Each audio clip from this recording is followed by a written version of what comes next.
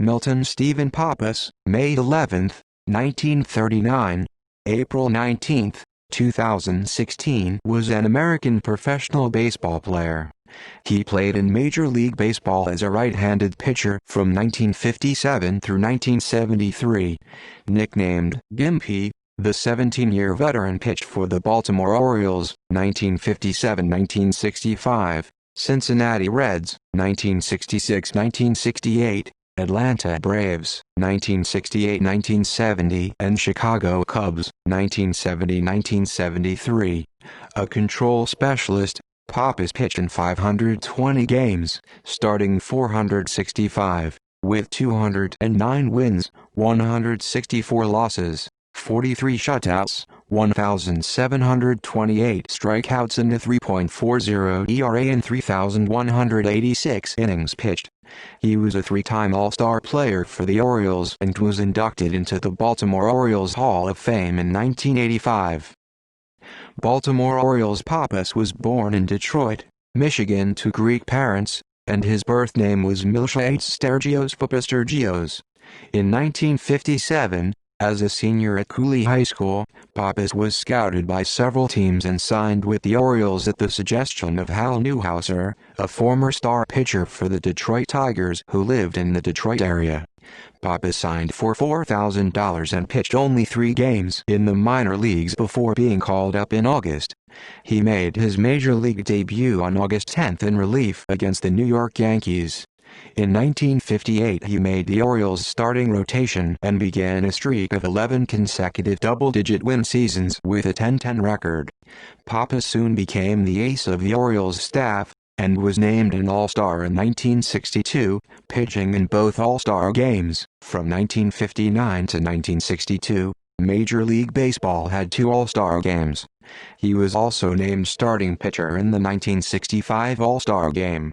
In each year from 1959 through 1965, Pappas never had a losing record, winning between 13 and 16 games. In 1998, as Mark McGwire and Sammy Sosa surpassed Roger Maris's single-season home run record, Pappas admitted that he threw nothing but fastballs to Maris in giving up Roger's 59th home run in 1961. Pappas explained that he was upset that Commissioner Ford Frick was planning to list separately the new home run mark if Maris did not eclipse Babe Ruth's 60 home runs in 1927 on or before the Yankees' 154th game. Cincinnati Reds in December 1965, Pappas and another pitcher, Jack Baldschun, and outfielder Dick Simpson were traded to the Cincinnati Reds for superstar and future Baseball Hall of Famer Frank Robinson. Reds president Bill DeWitt believed that Robinson was not a young 30. The outrage from the Cincinnati fans over the deal made it difficult for Pappas to adjust to pitching in Cincinnati. He posted a winning record in 1966, 12-11, but with a 4.29 ERA, more than a run above his career ERA to that point. In 1967 Pappas won a team and career-high 16 games, but when he got off to a slow start in 1968, he was dealt along with Bob Johnson and Ted Davidson by the Reds to the Atlanta Braves for Tony Kleininger, Clay Carroll and Woody Woodward on June 11, 1968. Atlanta Braves Pappas adapted well to the new ballpark, Fulton County Stadium, as he went 10-8 for the Braves with a 2.37 ERA. In 1969 injuries sidelined him for much of the first 4 months of the season, and he won only 6 games with 10 losses with a 3.62 ERA. Yet Atlanta won the National League West title. Both leagues were now split into 2 divisions after expanding from 10 teams to 12 for the franchise's first postseason berth since the 1958 World Series as the Milwaukee Braves, and Pappas finally achieved his goal of the postseason. In the playoffs against the New York Mets, Pappas made his only postseason appearance, allowing 3 runs in 3 innings in relief. Chicago Cubs in 1970. The Braves pulled Pappas from their rotation after only 3 starts after he compiled a 6.06 ERA and allowed 6 home runs. On June 23, they sold his contract to the Chicago Cubs, where he got another chance to prove he was still a major league starter. Pappas posted a 7-2 record with a 2.36 ERA at home and a 10-8 record with a 2.68 ERA overall. In 1971, Pappas went 17-14, the wins being a career best with a 3.51 ERA. On September 24 of that year, against the Philadelphia Phillies at Wrigley Field, Pappas struck out 3 batters, 2 of whom were Greg Luzinski and Don Money on 9 pitches in the 4th inning of a 6-1 loss, becoming the 10th National League pitcher and the 16th pitcher in Major League history to accomplish the 9-strike/3-strikeout half inning. 5 days later, against the Montreal Expos at Jerry Park, Pappas was again part of baseball history, albeit on the other side, as he was responsible for Ron Hunt's 50th hit by pitch of the season, which broke the single-season record of 49 set by Huey Jennings in 1896. Pappas complained unsuccessfully to home plate umpire Ken Burkhardt that the pitch had been over the plate, and that Hunt had made no effort to get out of the way. Later research would credit Jennings with 51 HBPs, giving him the single-season record once again. In 1972, Pappas went 17-7 with a 2.77 earned run average, his best full-season ERA since his 2.60 in 1965, his last year in Baltimore. On September 2 of that year, at Wrigley Field, Pappas no-hit the San Diego Padres 8-0. He retired the first 26 batters and was 1 strike away from a perfect game with a 2-2 count on pinch hitter Larry Stahl, but home plate umpire Bruce Froemming called the next 2 pitches, both of which were close balls. Pappas believed he had struck out Stahl, and even decades later in 2008, he continued to begrudge Froemming. Some 25 years later, a Chicago radio personality, during an interview with Pappas, got Froemming on the phone and the two argued on the air. Pappas also said in 2006 that he has seen videotape footage of that game on WGN and can see Froemming smirking immediately after the walk was issued. Froemming denied the charge. Pappas ended the game by retiring the next batter, ex-Cub Gary Gestat, until Carlos Zambrano no-hit the Houston Astros on September 14, 2008. Pappas had been the last no-hitter the Cubs had been involved in, either pitching it or having it pitched against them.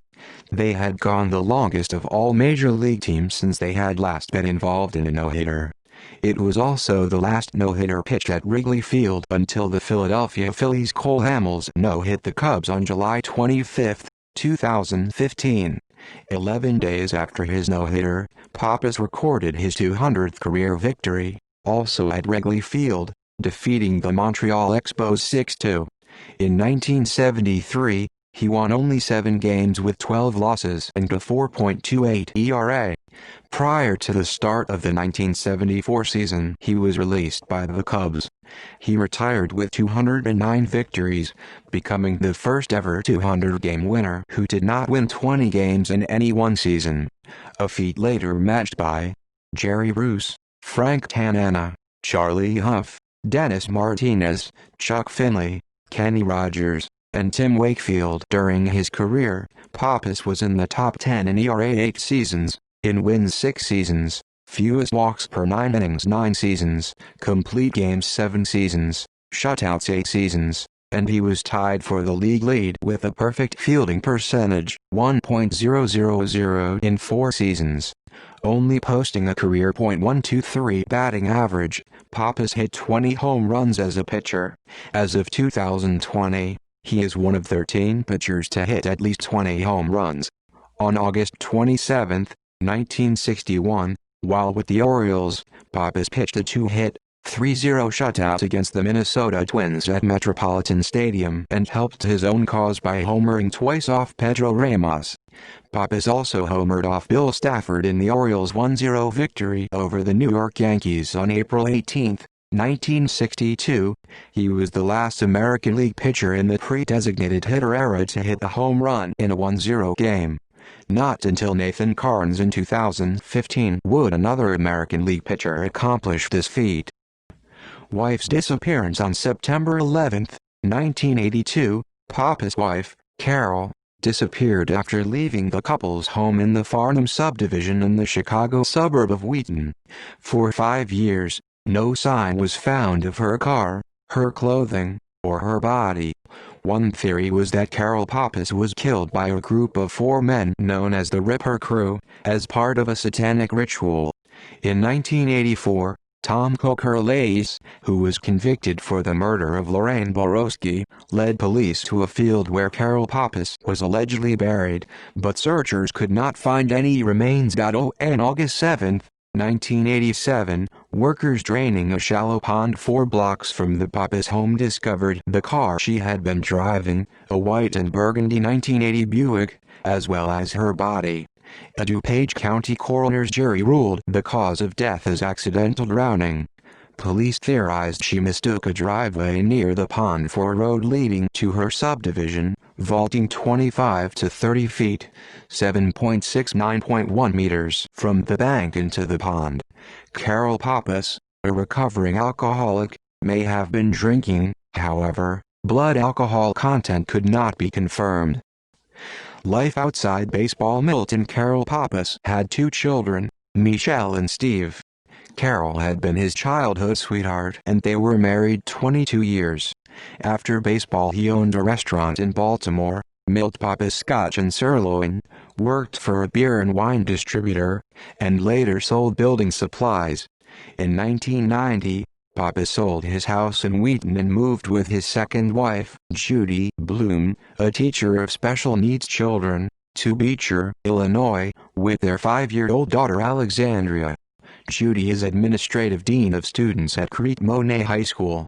He was seriously injured in a February 2013 single-vehicle accident in Kankakee County when he crashed into a utility pole and rolled his Jeep Cherokee, fracturing 8 ribs and lacerating an ear.